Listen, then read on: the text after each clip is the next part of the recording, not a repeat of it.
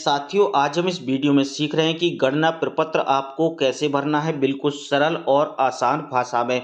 साथियों, सबसे पहले तो आप लोगों को जो गणना प्रपत्र मिल चुके हैं, आप एक प्रपत्र को सामने रख लीजिएगा।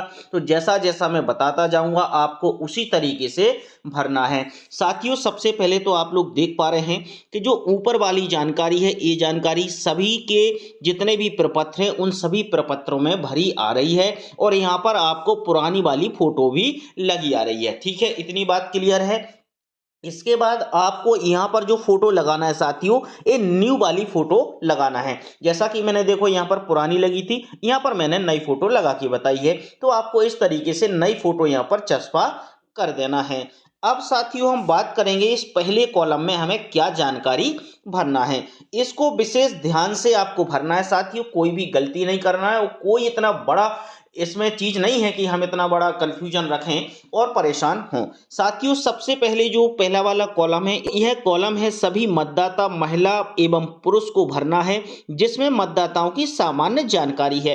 यानी साथियों, आपके बूथ पर चाहे 1000 वोटर हो या 500 हो, वो चाहे 100 हो, वो चाहे 2000 हो, जितने भी वोटर हों, आपको सभी वोटर के जितने भी प्रपत्र हैं उन सभी की जानकारी आपको 100% यहाँ पर भरना है। जैसे सामान्य जानकारी देखिएगा, उनकी जन्म तिथि यहाँ पर लिखना है, उनके आधार की संख्या दी है तो वो लिखना है, मोबाइल नंबर यहाँ पर लिखना है, उनके माता पिता का यहाँ पर नाम लिख देना है, उनके माता पिता जो अभिभावक हैं उनका इपिक नंबर हो तो वो लिख दीजिएगा। यहाँ पर उनकी माँ का नाम लिखना है, यहाँ पर माता का इपिक नंबर उपलब्ध हो तो लिख दीजिएगा, अन्यथा नहीं लिखिएगा। ये दो बात आती हैं यदि उनकी शादी हो गई है तो उनकी पति या पत्नी के यहाँ पर नाम लिखा जाएगा, उनकी पति या पत्नी का इपिक नंबर है तो यहाँ पर लिखा जाएगा।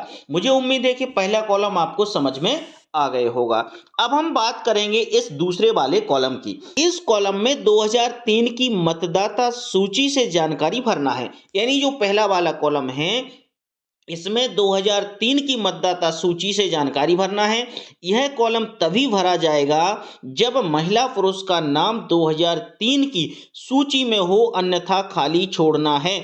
यहाँ पर हमें सिर्फ रिश्तेदार का नाम बताना है, उनके माता या पिता कौन है। ठीक है, तो ध्यान रखिएगा, यदि वे 2003 में हैं तो एक कॉलम आपको नहीं भरना है, दूसरा वाला कॉलम आपका छूट जाएगा। यानी ये तीसरा वाला, ये माता पिता 2003 में नहीं है तब जाके तीसरा वाला कॉलम भरा जाएगा। इस बात को आपको विशेष ध्यान रखना है। ये तीसरा है और ये दूसरा है। ठीक है, यानी 2003 में हैं वे और 2025 में हैं तो इसी दूसरे वाले कॉलम को आपको भरना है, इसको तीसरे को आपको नहीं भरना है। इस बात को आपको ध्यान रखना है। ठीक है, इसके बाद अब हम बात करेंगे इस वाले कॉलम की।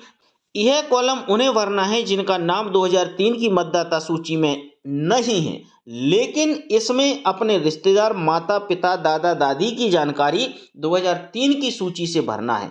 विवाहित महिला को यह जानकारी अपने पीहर से लेनी होगी। समझ गए ना बात को।